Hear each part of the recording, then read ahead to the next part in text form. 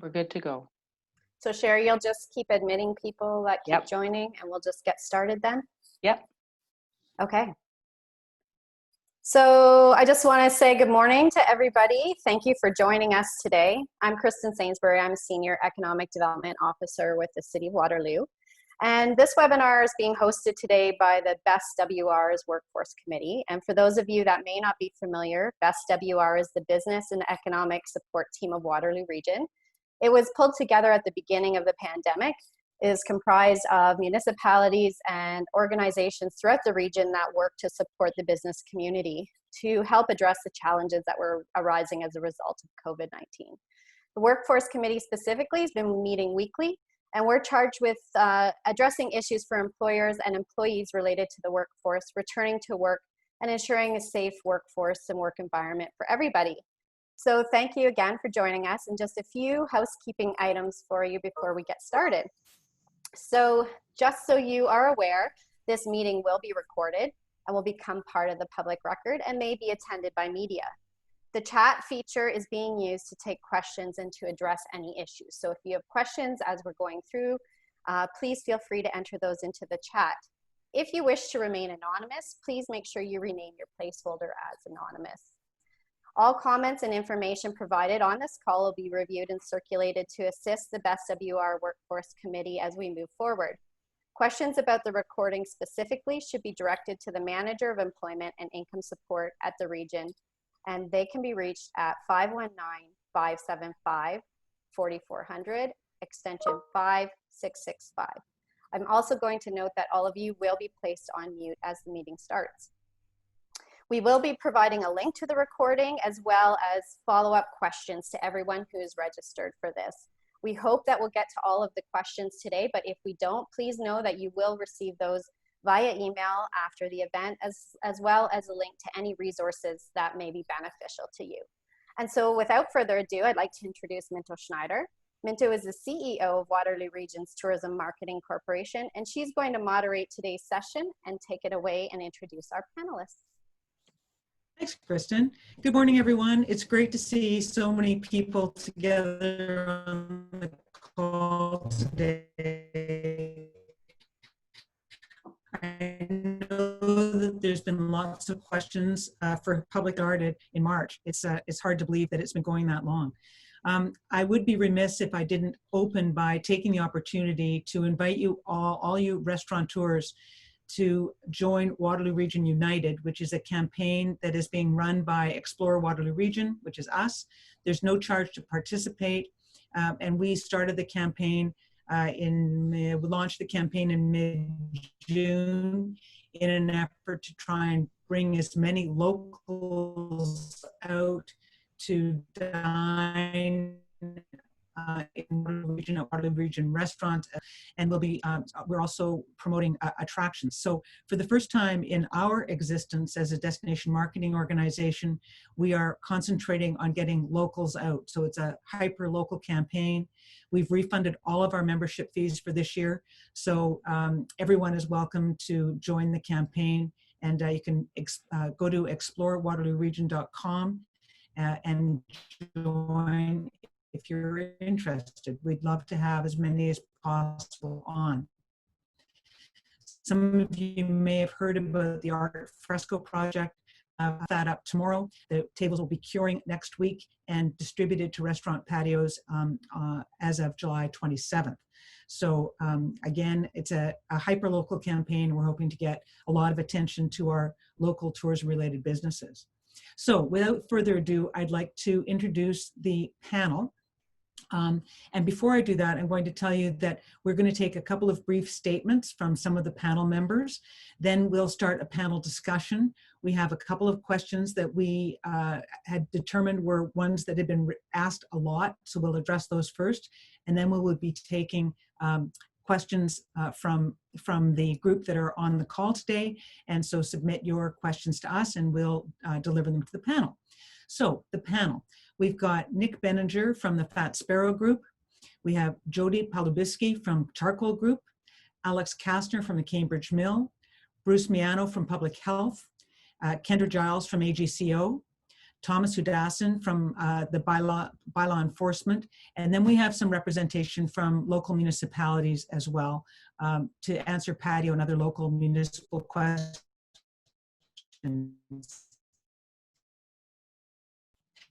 As you know, AGCO and our local amount of work faster than we've ever seen before. So I'd like to thank all of the efforts that were done by that huge group of people to get things up and running so that restaurants could start making money. So right now, I'm going to pass it over to Bruce Mayano to make a brief statement about what he is doing and the recent updates for phase 3. Hi there. Thanks to everyone who's joining in today. So thank you for your kind introduction. My name is Bruce Mayano. I've been a full-time public health inspector at the region Waterloo for a little over 3 years. I started here as a student, so it's nice to come full circle and represent public health here today and help you understand our role through COVID-19 as we gain appreciation for some of the difficulties that some of your businesses may have faced during this challenging time. A lot of you are already familiar with our presence from food safety inspections, and as you probably know firsthand, here at the region, we try and take an educational approach first to guiding your understanding of the spirit of the regulation, which is designed to protect the health and safety of patrons and staff members alike. So today we'll try and help you with any questions as best as we can. The province granted us a pleasant surprise in announcing stage 3 just a few days ago. Where we'll be moving toward indoor eats, increased gathering sizes, and more of an enjoyable dining experience. Often the province will provide more information and guidance as time goes on. So we'll offer what we do know so far and hope that you just continue to show the same flexibility and understanding as you have throughout all these developments during this difficult period. So our main goal today is to just have an open conversation about what some of the expectations are for how to best reduce the spread of COVID-19 within your restaurants and without presenting any extra barriers for your business's success. Maybe a few plexiglass barriers, but that'd be it. One thing we can all agree that safe business is a good business. So as long as we keep the communication channels open, we'll work together as we always have to find a common ground and support the renewed growth of our local businesses.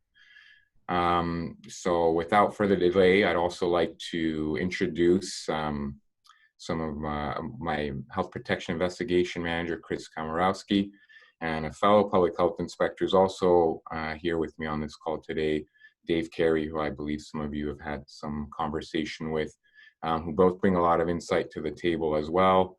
And I think we all make for some great kitchen conversation. So thank you. Thanks, Bruce. And thanks to your team. I know you have been flat out during the openings phases, and we really appreciate your support. I think all of the restaurants, our primary concern is to keep workers, our employees, and customers safe, because we don't want to see a second phase, and we really appreciate that.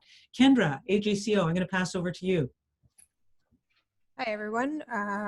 So my name's Kendra. I've probably met most of the business owners on this call. One of the local compliance officials that are regularly in the Waterloo region. Here to help with any questions you may have.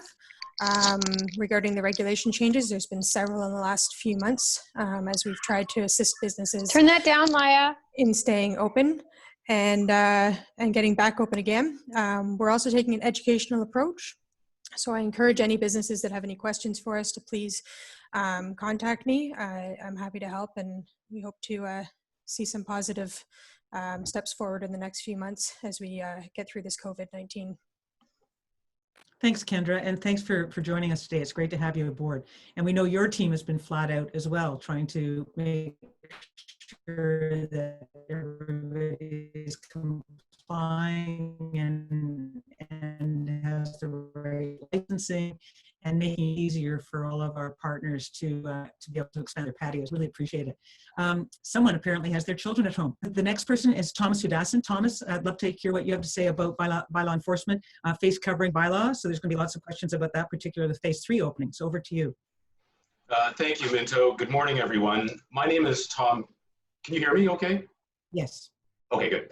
My name is Tom Hudason. I'm the manager of licensing enforcement at the region of Waterloo. Primarily through the pandemic, our role shifted from our normal enforcement duties to the emergency orders that came out, and specifically essential businesses, and dealing with those implementations through the various phases. So it's great to get to phase 3.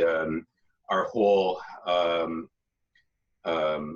kind of standard operating procedure through this has been to try and facilitate education. It's not a punitive exercise as far as enforcement is concerned. The new bylaw adds a layer to the entire situation because we are getting this broader opening.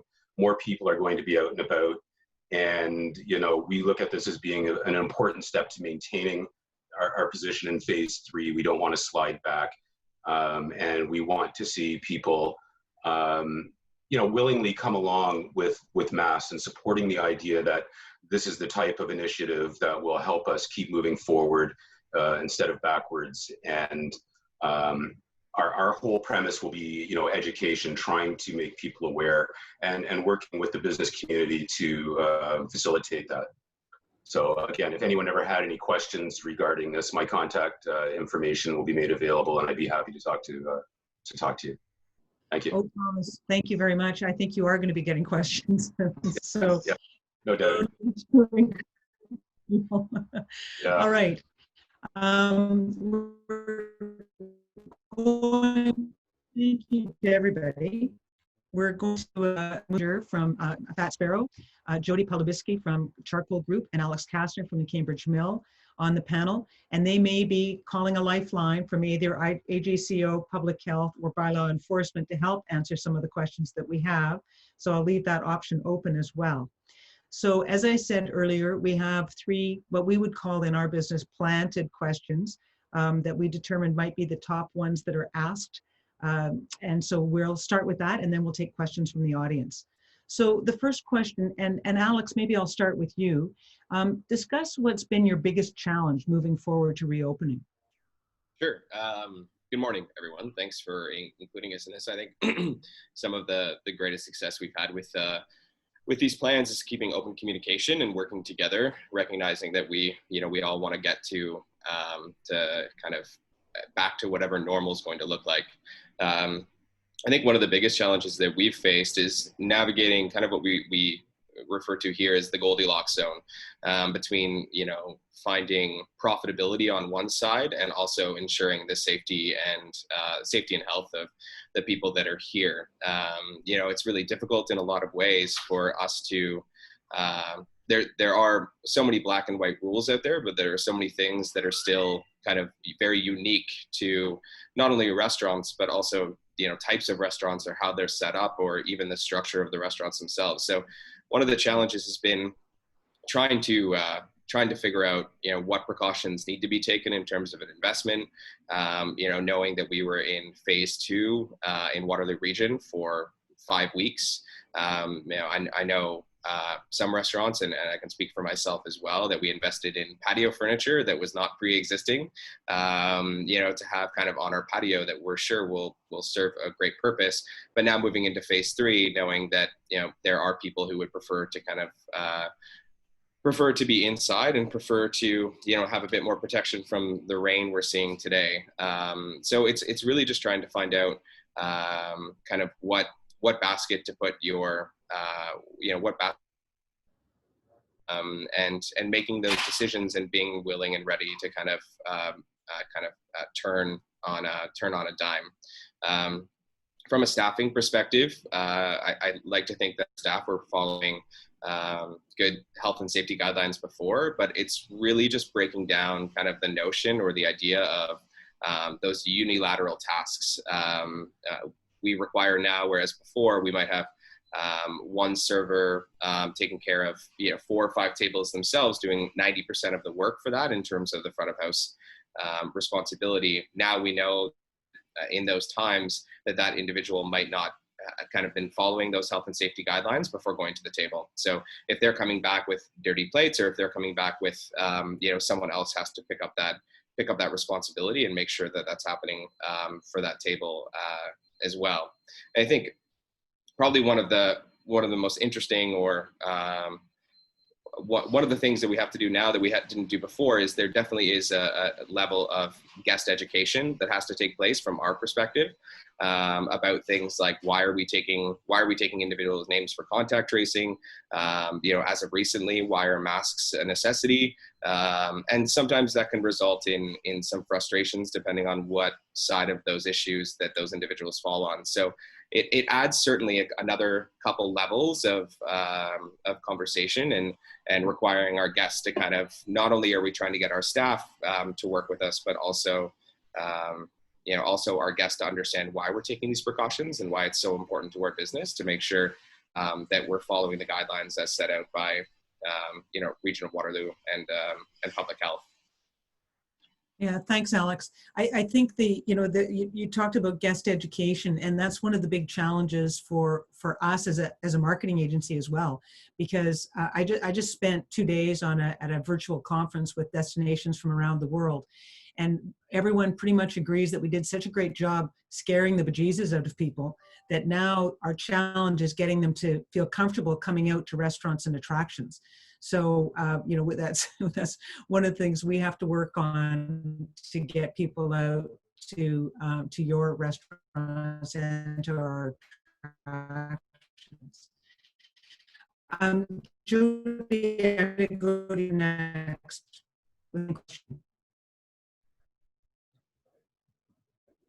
Muted. Sorry, Minto, I think you were breaking up for me there. Did you? Sorry, please go with the same question. Same question, okay. I think the biggest challenge is just tracking information and timeliness of information. And obviously there's no playbook for this kind of thing. And whether it's public health, AGCO, various levels of government, everyone's trying to deal with it. So you completely understand why. For instance, as of today, I'm not sure what the policy is on plexiglass internally still. And so we wait on some of those types of things. But for the most part, it's understandable as to why we wait on them, and everyone's trying to gather the best information, put forward the best plans. What I'm thrilled about is that on the other side of that, all the governing bodies have taken the approach around compliance versus enforcement, and they're happy to come in and talk to you about things rather than try and come in with a hammer. And so I think it's been a pretty cooperative experience for the most part. We operate in 9 different jurisdictions. And so one of the big challenges for us as well is that there's not one flat set of guidance across the province. It's waiting until individual areas open up and understanding what best practices are considered to be, or the guidance is considered to be in the various regions. We've tried as much as possible to take things that may not be expected in one region, but we feel as though there's a region enforcing that, so we're trying to put those across so that we're as safe as possible in all jurisdictions.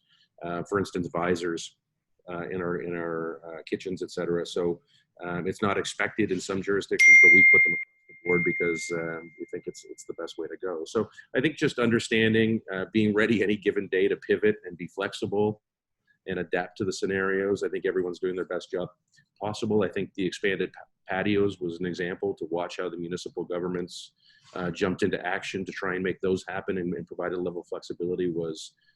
I've never seen something like that. I had a call from one of the officials in the city of Kastner at 11:15 on a Thursday night to try and clarify things because they were trying to get us an expanded patio. And when I thanked him profusely and let him know that his work meant jobs, he said that's what's been driving them, and they're very excited about that. So I think people are coming together. There's a great deal of uncertainty. Information is tough to handle or tough to get, but I think for the most part, people have been flexible and trying their best. And overall, that's been probably our biggest challenge, but it's not insurmountable. Yeah, thanks, Jody. I think one of our challenges has been the Premier's office keeping information close to their chest. And so as Bruce alluded to earlier, in some cases, when the opening comes out, it's a surprise to everybody. So that makes it a little bit more challenging. Nick, over to you. Hi, everybody. Yeah, I'd have to just agree. I think Jody and Alex touched on most of it, most of the challenges. I think the biggest one is just the anticipation of what's next and reacting to that information. And in some cases, trying to react to it before it comes out, so that you can kind of be ready to roll out as soon as it comes. As Alex alluded to, you know, the patios were fantastic, but it was a quick 5 weeks that they were as relevant as they are. I mean, I think they'll continue to be relevant for a lot of people. But now that indoor dining is opening up, I have more picnic tables than I'll ever need. I have a larger tent than I'll perhaps need, which I suppose is a good problem, and I'm fortunate to have sort of had that business while we had it, and hopefully we can maintain it. But definitely the sort of staying ahead of the curve of information and trying to anticipate what's coming, and sort of be on be on top of ordering umbrellas before the world runs out of umbrellas, and plexiglass before the world runs out of plexiglass. And as well, like, sort of as you implement these things before they're mandatory or before they're suggested, the public reaction. So, you know, we were really early to be wearing masks in our establishments, and we took a decent amount of pushback from some of our guests who thought we were overreacting to some of the protocol. And it wasn't until weeks later that masks were mandatory for everyone. And I think by then we're in the clear on it. But sort of getting out ahead of things as you feel like you're doing best for your customers and best for your staff, and how the public anticipates that or views what you're doing. It's really been a challenge to be in customer service while sort of acting like a bouncer at your front door, whether it comes to the amount of people you're letting in or allowing people to browse. We have butcher shop and bakery as well as the restaurants, so we've had to sort of deal with the shopping rules and things like that. So I would say sticking to your core values of customer service while relying on third-party deliveries and servers wearing masks and visors and setting forth rules is very challenging. And I would also say that just the information coming in, you know, we got, as everyone did on Monday, the news from Doug that we'd be opening up on Friday. But I'm still wrestling with clarity on what exactly opening up means. You know, there's different interpretations. I've been very proactive in reaching out to our health inspector or anyone I can for information, and it's been a wonderful resource. And as Jody alluded to, they're making themselves extremely available, which is amazing. But I don't always get a very clear answer. And I know that's not anyone's fault particularly. It's just the reality of how quickly things are changing. So that's definitely been a huge challenge. And I think all I can recommend is just to be asking, and ask 3 times, and ask in email so you have some trackability of what your conversation has been. And yeah, just try and be vocal and be annoying and be a squeaky wheel and try and get as much information as you can. And panels like this, I mean, I've spent a lot of time on these Zoom calls, and sometimes it feels like I should probably be doing more productive things for my business, but information is probably the most valuable thing there is right now. And I feel like I'm getting the most that I can, and therefore I feel like I'm moving forward with the most confidence I can. I think every business would agree that we don't have the luxury of taking many missteps. If we do something, it has to work. Because the concept of having this sort of safety net behind you to try again is gone for a lot of us, and we have to, these things that we're doing have to work for us. So if having the most information you can before you make a risk of renting a tent or buying plexiglass or buying this or opening a business is so crucial, because it has to work. It has to work once we step forward, and we have to start earning money once we commit to spending it again. So.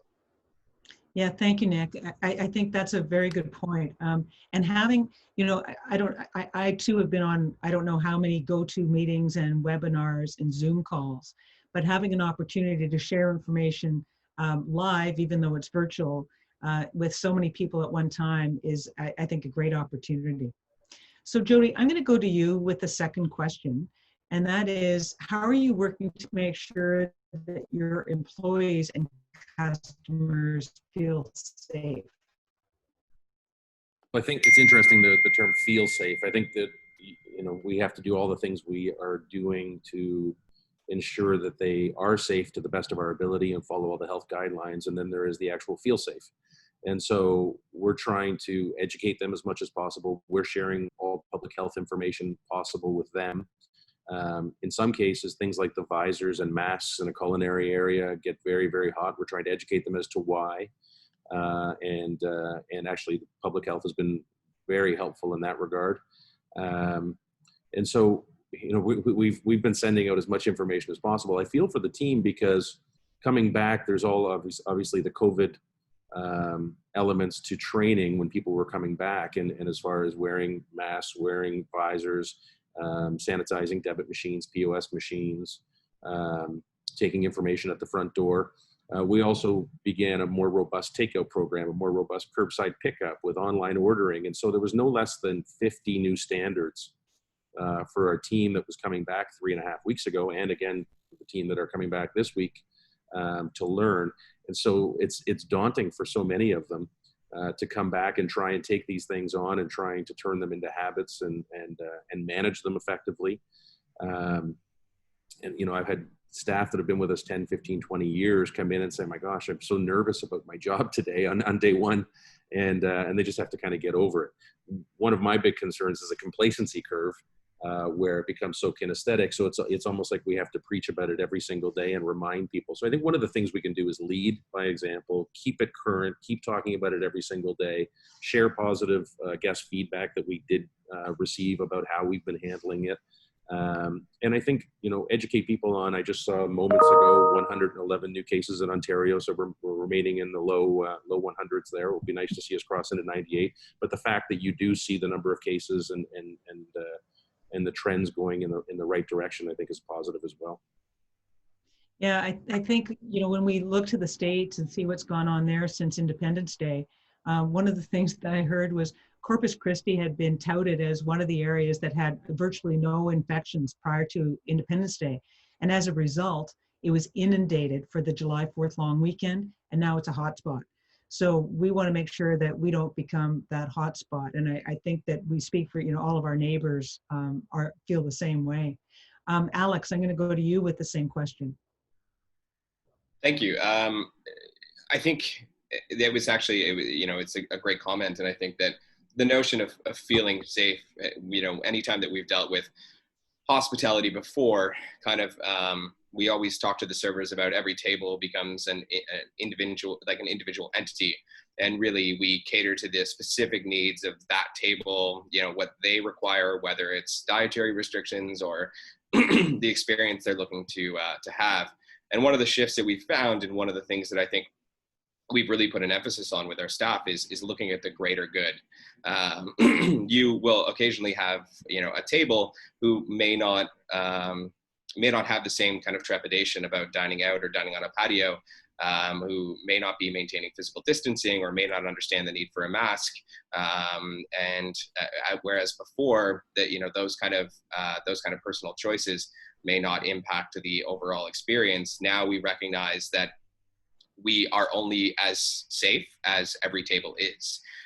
So now it's become incredibly important to support the staff in navigating these tables and the expectations and requirements, and also really in a lot of ways maintain open communication and asking the question, you know, and I do this quite often, you know, did you feel safe today? Was there something that made you feel unsafe? And again, that downward curve that I think we end up getting to with degrees of comfort. The day after you know, we're doing reorientation for all of our staff, a multi-level reorientation. One of them that is kind of property-wide, which institutes, you know, pre-screening at the door, clean and sanitized uniform, all of those things. But then we're also going through a specific departmental orientation that's saying, you know, how do you operate safely online? You know, how do you operate safely when you're prepping or you know, when you're butchering or doing any of those things, because they are kind of highly unique to that scenario. The challenge, of course, is that the day after orientation, that these practices are followed steadfast. But as time goes on, you are kind of, you do get to a point where there is a sense of comfort that overcomes them, where you're with people that you've with for a while. So constantly having to go through and remind everyone that, that we are where we are because we follow these precautions, and to insist on kind of maintaining them and continuing to adhere to them. We have conversations almost every day, asking people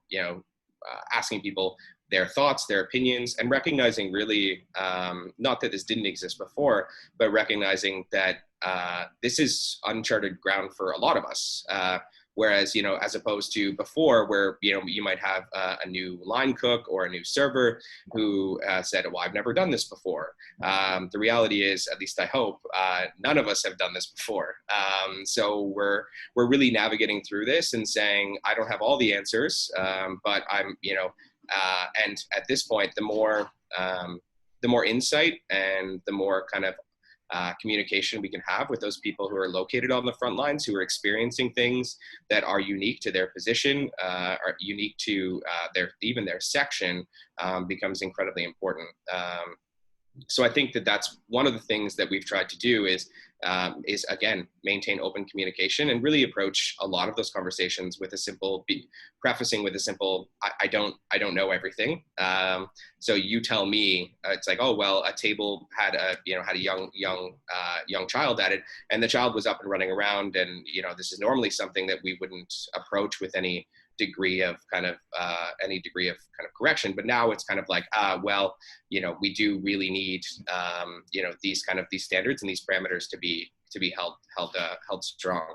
So that's been really effective to us, and we found that that's really helped us get better every single day at in instituting these practices. Alex, the next question is about long-term benefits of pre-COVID, and keeping young children at their own table would, for me, be one of the long-term benefits of having COVID. But I won't jump ahead to that right yet, because I still have Nick to weigh in. But I'm guessing that all three of you had to make sure that your employees felt safe to get them back to work in the first place. Even just at the very beginning of this, because I know certainly from the hotel sector that staff were not feeling safe coming back to work. And some of the hoteliers had to do some extra work getting their employees feeling safe coming back. So Nick, I'm going to toss it to you. Yeah, and I mean, before I break into the rest of the answer, I'll tell you that we, in the very beginning, our bakery and our meat shop, our butcher shop, didn't close at all. And our bakery staff, several of them are from the Mennonite community, and Old Order at that. So that was certainly a challenge, because the information wasn't flowing into their community the same way it flows into our community. So they had a lot of fears and questions, and in fact, many of them weren't asking questions. So a big challenge for us. And I'll add that these staff have particular sets of skills that our other staff don't have. When it comes to our Dutch apple pie, we're kind of lost without them. So a big part of our approach at that point, and this is back in March, was just education and sharing what we knew. And it wasn't as if even back then we knew anything very concrete, because information was changing on a daily basis, but we would share what we did know. And of course, beyond sharing information, the reality was, what can we do to make them feel safer? So, putting up signage in the restaurant, enforcing the amount of people we would let in the restaurant, masks, making masks mandatory for all staff, and explaining to all staff that was a point of protecting your neighbor, not protecting yourself.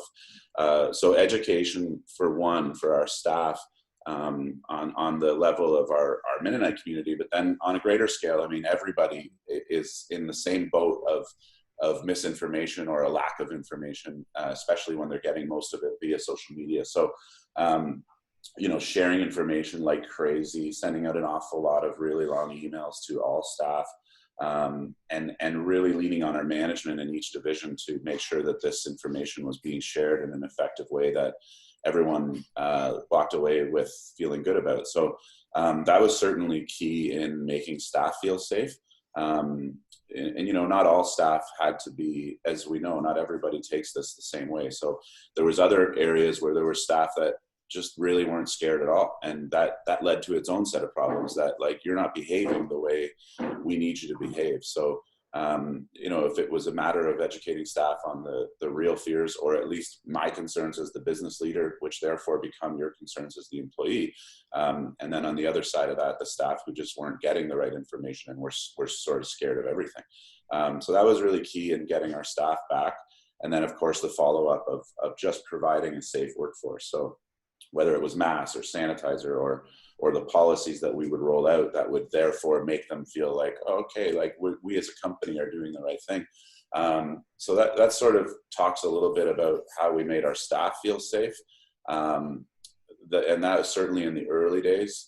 Customers feeling safe, you know, transparency, and we switched a lot of our social media practices to be about, you know, no one really cares about a beautiful picture of a hamburger anymore. What they probably want to see is a beautiful picture of tamper-proof packaging, or a service staff in a mask, or the bottles of sanitizer that you've got duct taped down to a table surface.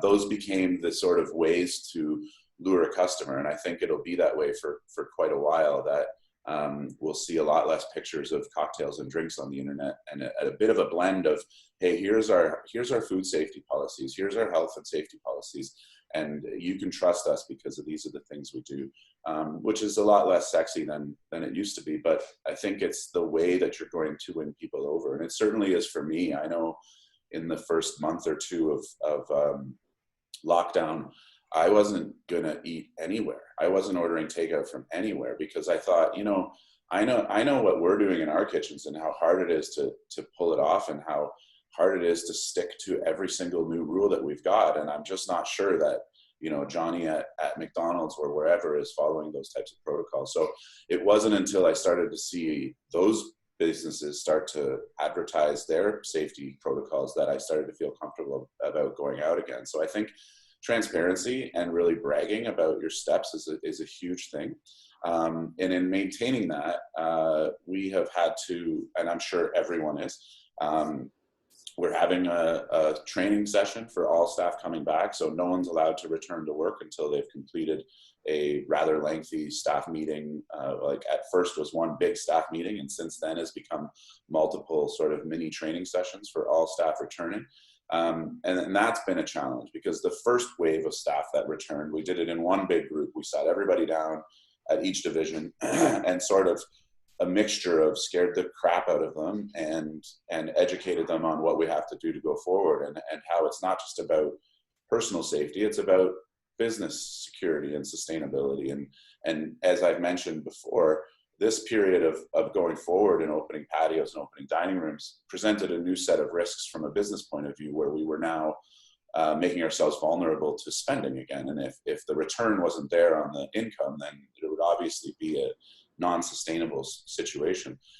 So we had a very serious staff meeting at each location, which isn't my typical management style. Serious doesn't really fly usually, but it was, and since then we've had to keep it up, and you know, walking through a kitchen and making sure people are wearing masks properly, or people are washing their hands.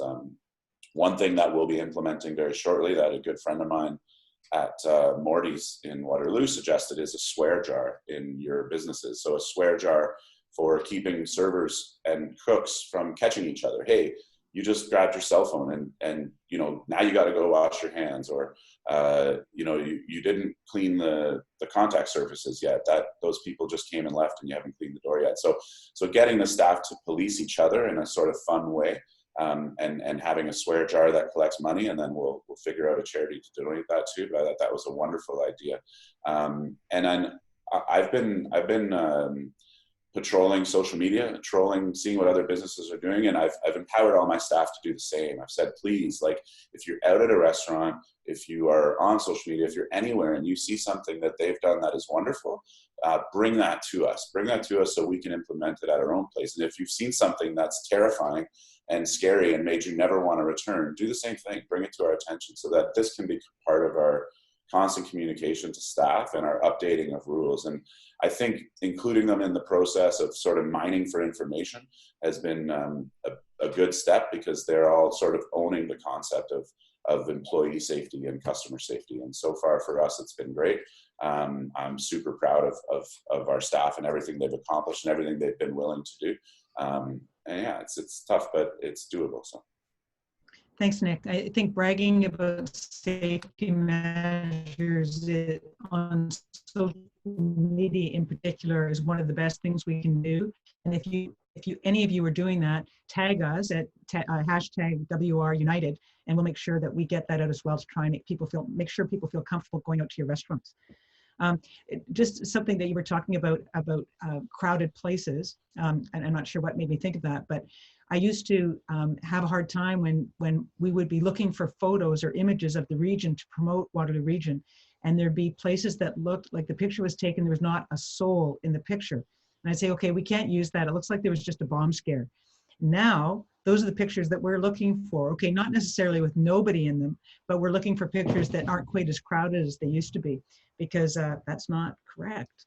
So I'm going to move on to the third question, because I want to make sure that we have time at the end for questions from the audience. So Alex, I'm going to start with you again this time. And the third question is, what's been the biggest innovation or shift in your business that you've made that you think will be a long-term benefit, or that you will implement in the long term? Yeah, I think that one of the biggest things for us, we're a fairly large location, and we have multiple locations across Ontario, and we've always kind of operated under the assumption that aces in their places, right? These people are specialists at their job, and they have a very specific kind of job requirement and job description, and that's what we rely on them for, is to execute that. And that's kind of gone out the window a little bit. It's already been alluded to in some respects that we need people to be able and willing to do multiple jobs well and safely. When we first closed our doors, we started moving into kind of a supper kit program, which I'm sure many restaurants did, both for our staff as well as for guests to purchase. And the people that we had back, we ended up working as one team towards that. So we had front of house restaurant employees who were dicing onions and sauteing garlic and doing things that was outside of their comfort zone, but their willingness to kind of operate and kind of turn on a dime and be flexible led to a very successful program. And conversely, chefs who were packing and handing things out and being guest facing, which not all chefs have that as their forte. So having those things and having that flexibility was really amazing for our business, and really drove home something that kind of I've held on to, which is we can take no kind of revenue stream for granted. The restaurants who have done exceptionally well, whether it's restaurants in Waterloo region or restaurants like French Laundry or Alinea, they're the places who have said, yeah, we know we normally do this, but this isn't normal. So being able to kind of have as the core, as the fundamentals to your business, great food, great service, and a great staff, using that as the basis to kind of explore other options that may not have ever been on the plate before. So I think that that's been incredibly valuable. And I hope in some respects, in terms of a paradigm shift, that people, that this is going to drive home to a lot of our guests and the general public, the fragility that restaurants actually experience. I think we do an excellent job in restaurants of making it look opulent and beautiful and kind of like, man, this is just the pinnacle of what of success and wealth. But really, it's a really hard drive. And nowhere has this been felt more, I think, than in supply chains and trying to refill our fridges, and especially our farms. Like we have our own farm located in Flamborough, who, when they put seeds in the ground, we're expecting a record-breaking year for sales and a record-breaking year for guests and events, who are now sitting on thousands of pounds of lettuce, thousands of pounds of early spring crops that, there's a kind of a significant problem with finding resources for. So I think that what I'm hoping is that people kind of understand that, restaurants are, for the most part, a labor of love. And it really, that's the currency that we deal in, is the happiness and the continued patronage of our guests. And this is really, I think, hopefully driven home to a lot of our guests that restaurants do operate on razor thin margins. And I think that at the onset of this, the Safe Hospitality, the one table that Nick was a part of, saw some of that come through. All of those programs were designed to kind of demonstrate that this is that we can't ever go back to the way things were. None of us will reopen the same restaurant that we had before, and some of us won't reopen at all. So I think that's something that I hope will shift in some of the mindsets of both restaurant staff, restaurant patrons, as well as I know myself. Yeah, thanks, Alex. Jody, I'm going to go to you now, and I'm going to ask you to just give us maybe a couple of things that are innovations that you want to adopt for good, because as I said, we're getting close. We have only 10 minutes left, and I want to give Nick a chance, and then we want to take some questions from the audience. So over to you, Jody. Sure. I mean, right away, your mind goes to some of the accelerated levels of sanitation, cleanliness, and that you've tried to adopt, and certainly those we're not going to do any backstepping on. How we're cleaning tables, how we're sanitizing tables after a guest leaves, even staff using styluses on the POS instead of always putting their hands on it. Those types of things I think are there to stay. But the other pieces is how we've had to pivot our business and develop other revenue sources. The online ordering systems that we put into place, the touchless, contactless curbside pickup and takeout programs that have exponentially grown. Those things I think will serve our businesses very well in the long term. And even these Zoom meetings, we had to adapt them because everyone was geographically separated. And I think they've created a lot of productivity for us. How we communicated with our entire team. We had 954 people on leave, and how we created fan out communication systems. And we used our hot schedules as a way of sending memos out regularly and giving them resources, whether they were mental health resources or budgeting resources or whatever it might have been. So I think the accelerated level of communication, the methods that we created to do that, how we pivoted the businesses are certainly going to be things that I think serve us very well and benefit our businesses long term. Thanks, Jody. Nick? Yeah, I'll be really quick. So I think there's basically 3 points that I want to address. One is that we've pivoted, and pivoting for everyone is going to be a different thing. So we've created an online marketplace. We've expanded our grocery type offerings. We've expanded our takeout. And at a place like Taco Farm, we've realized that it was the wrong restaurant all along, and we should have just been more of a takeout based restaurant than a full service dine-in restaurant. So there's been a lot of looking inward and creating new products to be better than you were yesterday, or sort of taking away some products that just didn't make sense to be offering. Number two, and Alex touched on this a little bit, but we have realized, I think, our value as a restaurant industry, and I hope that the public is starting to realize our value as a restaurant industry and what we bring to the table and what some of the stuff we produce and create and offer costs. So, as Taco Farm is an example, part of our sales are down by half, but our profitability is up by about 3 times, because we're not offering services. We're not offering water at the table. We're not cleaning up bathrooms because we don't have indoor diners. We're dictating our hours. We're dictating when you can come pick up your food. And that's what's going to make a restaurant like Taco Farm profit, because we've said, you know what, we can't give you all of the stuff that, a beautiful steakhouse can give you for the price of a $5 or $6 taco, which is already probably overpriced. So sort of looking within and self-checking and realizing what you should and shouldn't be offering.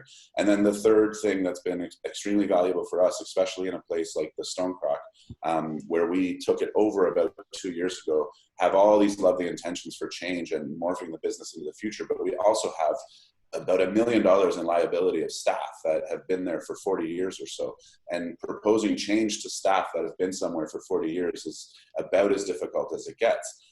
But an opportunity like a pandemic, an opportunity like an industry-wide crisis is all we really needed to say, hey, forget about yesterday. We're going after new customers. We're going, the tourists aren't coming back on their tour bus for some time, unless, Minto, you can bring me some really great news on that. But we need to focus on the future. So the next person that says, but this is how we did it yesterday, can go to yesterday and get gone and be off. We have to move forward with progress and intent. And hasn't been a single one of our staff members that hasn't bought into that. So taking advantage of the moment and the crisis and really using that as a motivator to get everybody on board with the change that's necessary. And I know it sounds silly to suggest that, we would let these legacy employees dictate how quickly we can implement change, but the reality is it is what it is, and it's been difficult. So the crisis has made things a lot easier for us to say, no, we're not doing this anymore. This is our vision, and this is what we're confidently moving forward with. I think that's So can I just, Jody, go ahead. I was just going to say, hopefully one of the long-term benefits as well is we've seen how the municipalities have shifted to expanded patios. And as you drive, uptown Waterloo as an example, and you see Morty's and you see Ethel's and you see Kentucky and what it adds to the streetscape, and everyone is okay. You hope that some of these changes, the AGCO allowing us to have takeout beverages, you'd hope that some of those things where they dip their toe in far more quickly than they may have in the past, and everybody's okay, and there's, nobody's abusing it, or certainly not from my sense. They probably have stories. But for the most part, hopefully some of those things catch on, and we don't see a complete pullback of some of those opportunities that were afforded us. Yeah, I agree with you. And to the motor coach question, Nick, they're facing huge problems too, because trying to socially distance on a coach that would normally hold 52 to 54 people that can now hold 12, as you can imagine, doesn't make a lot of profitability available to motor coach operators. So I think it's going to be a long time before we see motor coaches coming back, maybe as late as next summer, because I don't think it'll happen by Christmas either. So we do have a couple of questions from the audience, and with 6 minutes left, I am going to say that any questions that we don't answer, we will get out to everybody an email response so that you'll all have answers to the questions and recording of the session. So the first question was, are kitchen workers required to wear masks? And I'll just ask one of you to answer that, and maybe it's bylaw or one of the panel.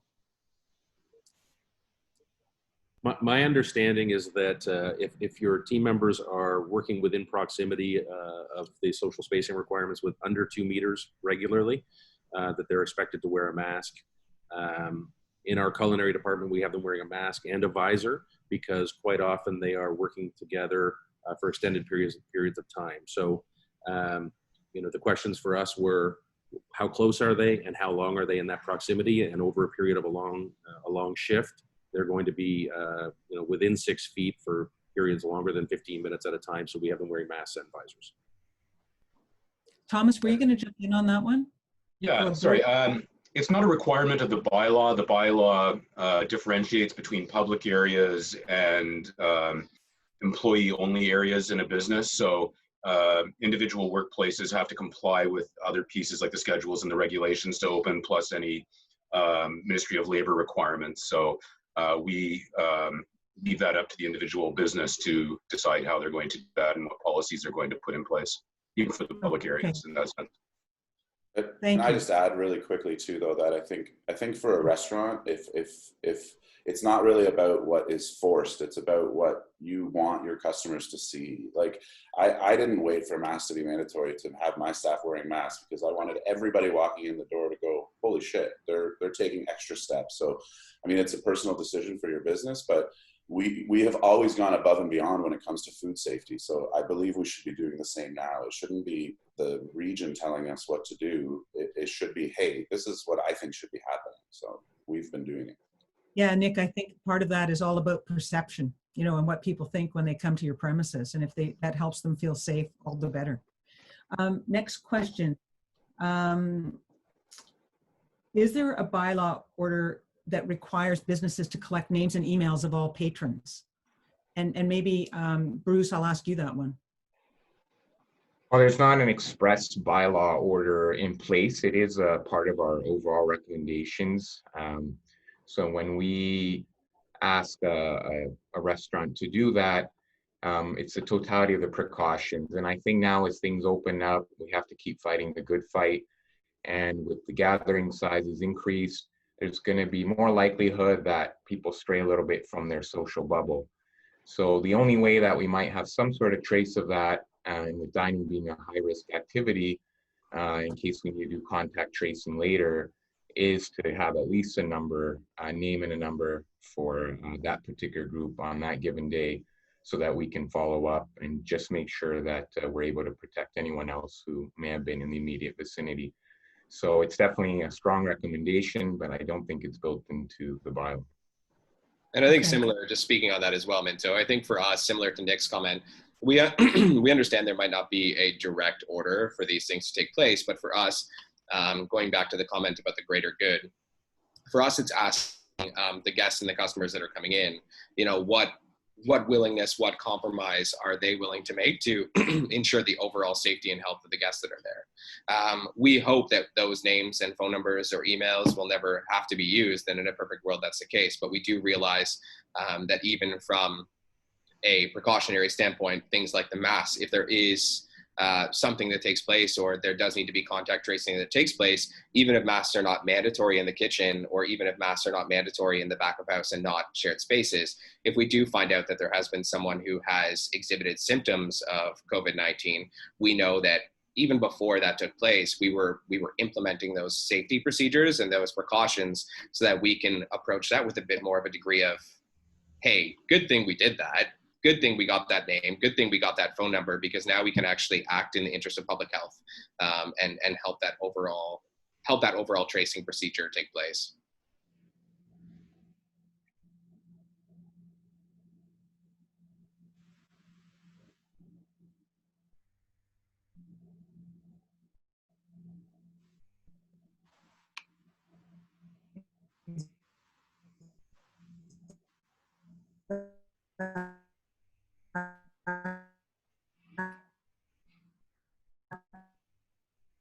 Because none of us want. Kristen? Oh, Until you're breaking up a bit. sorry. I was just going to say that in the follow-up, we will answer any questions left in the parking lot, and thank everyone for participating today. I hope it was helpful. And Kristen, just to see if you have any closing comments. No, I just want to thank everyone for taking the time. I know there's been a lot of questions businesses have been having, and it sounds like everyone is really working in the best interest of our public health. It's great to have leaders in our community like our panelists to demonstrate best practices. So I'd encourage you to reach out to anybody who is here as staff to ask extra questions if you didn't get a chance through this chat. But perhaps we'll leave the chat open for a little while, even though people may be leaving. If you do have questions, we'll make sure we collect those.